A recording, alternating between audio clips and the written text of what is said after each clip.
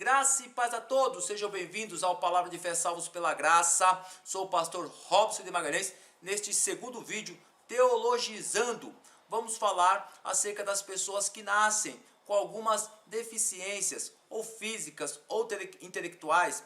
Pergunta feita pelo inscrito Mário Hermínio.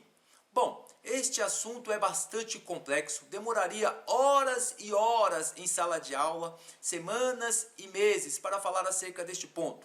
Mas de uma forma bastante bíblica e objetiva, desejo esclarecer alguns pontos importantes, não somente ao Mário, mas também a nós. Mas peço, por favor, curtam este vídeo, se inscrevam no Palavra de Fé, caso você ainda não conheça o nosso trabalho. Desta forma, muitas pessoas serão alcançadas com esses vídeos teológicos que têm como propósito edificar a Igreja de Cristo. Acerca deste tema, é o nosso segundo vídeo, e eu quero falar primeiramente acerca de uma teoria, e depois eu quero trazer um aspecto um pouco mais bíblico. Bom, acerca do deísmo.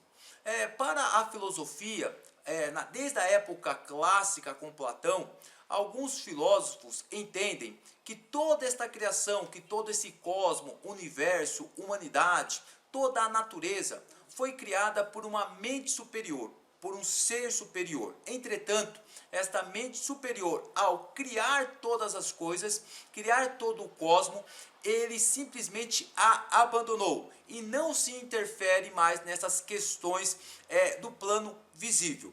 Um grande exemplo disso, e todos os professores de teologia trazem, e eu também quero trazer aqui no Palavra de Fé, é acerca de uma pessoa que fabrica relógios. Bom, quando uma pessoa, ao fabricar um relógio, ele coloca todas as engrenagens, todos os pontos, coloca o painel, dá corda e coloca o relógio na parede. E naturalmente o relógio funciona e não mais há necessidade deste criador no aspecto de funcionamento. Eles entendem que qualquer pessoa que nasça com determinada limitação nada mais é que uma obra do acaso, de uma criação má formulada. É por isso que alguns filósofos um pouco mais da época clássica chama-se o Deus que criou este mundo de demiurgo, ou seja, um semideus. É uma teoria a qual nós, obviamente, não aderimos. Já no segundo caso, trataremos acerca do teísmo e não do deísmo. Que Deus, Yahweh, criou absolutamente todas as coisas, criou o cosmos, criou o mundo, criou a natureza, os animais, sejam aéreos, terrestres, aquáticos, e criou a humanidade, inicialmente representados por Adão e Eva. E este Deus se relaciona com absolutamente todas as coisas. Aí surge aquela pergunta: se Deus criou todas as coisas, pastor Robson, Deus criou o mal? E as pessoas usam o texto do profeta Isaías, capítulo 45, verso 7, um dos textos como exemplos. Abre aspas para o texto de Isaías: eu formo a luz e crio as trevas, faço a paz e crio o mal. Eu, o Senhor, faço todas estas coisas. Fecha aspas. Olhando para o texto de Isaías, sugere que Deus de fato criou o mal. Mas o que existe na verdade é chamado de paralelismo antitético. O que é um paralelismo antitético? Duas palavras que são antagônicas. A segunda palavra, ela nada mais será uma palavra distinta, um antônimo, uma palavra que vai se contrapor com a primeira palavra. Quando nós pegamos o primeiro exemplo, Isaías fala assim: eu formo a luz. A segunda palavra que vai contrapor: eu crio as trevas. O nosso exemplo: eu crio a paz, mas crio o mal. E toda esta cultura judaica, o hebraísmo, se encontra tanto no Antigo Testamento como no Novo Testamento. Se fosse um brasileiro para escrever alguma coisa, ia colocar o número 13 como o número de azar. Percebam que a cultura judaica, ela permeou as escrituras sagradas. E aqui, nada mais é do que um paralelismo antitético. Inclusive, este mal não é um mal moral, não é um mal ético, não é um mal que nós entendemos como pecado. Em outras Bíblias, como a NVI e NVT, já traz outras palavras que ficam um pouco mais claros. Abre aspas, por favor, para NVI. Forma a luz. Eu formo a luz e crio as trevas. Promovo a paz e causo a desgraça. Eu, o Senhor, faço todas as coisas. Fecha aspas.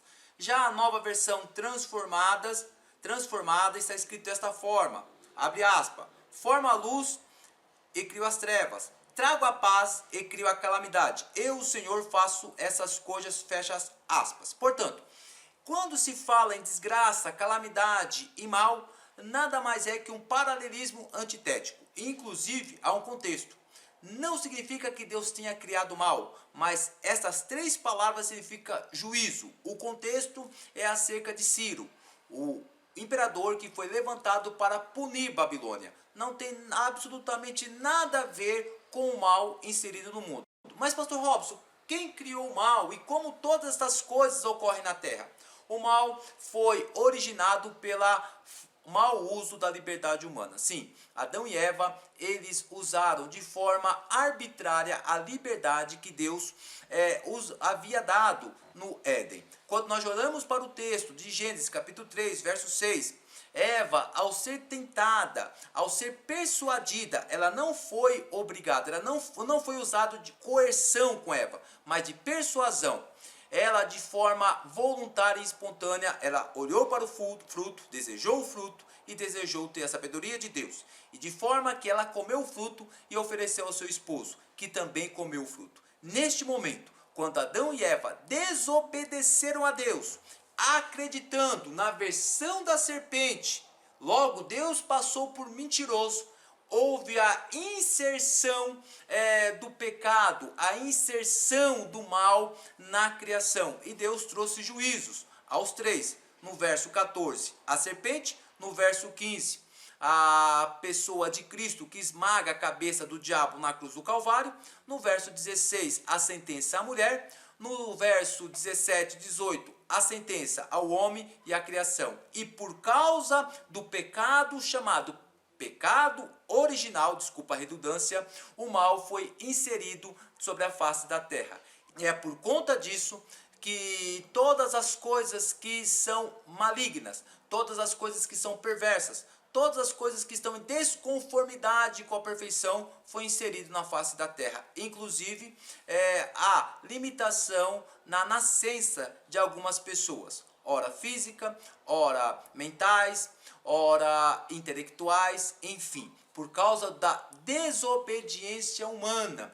E muitas pessoas perguntam assim, pastor Robson, por que Deus permite que algumas pessoas nasçam desta forma e outras não? É porque a nossa mente, ela sempre está permeada com as coisas que são terrenas. É uma pergunta bem básica. Qual é o mais importante? Este mundo ou o reino dos céus? Se nós pegarmos aqui um cristão que seja paraplégico, ou que ele não possa andar, ou que tenha alguma deficiência, mas que ele seja um homem e uma mulher infinitamente leais a Deus, fiéis a Deus, que ama a Deus acima de todas as coisas e o próximo como a ele mesmo. De maneira que ele passa a vida inteira, mesmo com as suas limitações, neste plano, mas ao final alcança a salvação, alcança a eternidade. Não é algo tão glorioso? Por causa do pecado original, infelizmente, a criação foi submetida ao pecado. E por causa do pecado, ocorrem estas coisas. Este é o parecer bíblico. E isto é importante, que nós possamos entender que essas limitações não impedem as pessoas de chegarem até a eternidade. Por quê? 70, 80 anos vivido neste mundo, por mais glamuroso, por mais luxuoso, por mais poderoso que seja, é incomparável com a eternidade com Deus. Se inscreva no Palavra de Fé Salvos pela Graça. Não deixe de curtir os nossos vídeos e, se possível, orem para que o Palavra de Fé possa alcançar mais e mais vidas. Muito obrigado e até o terceiro vídeo.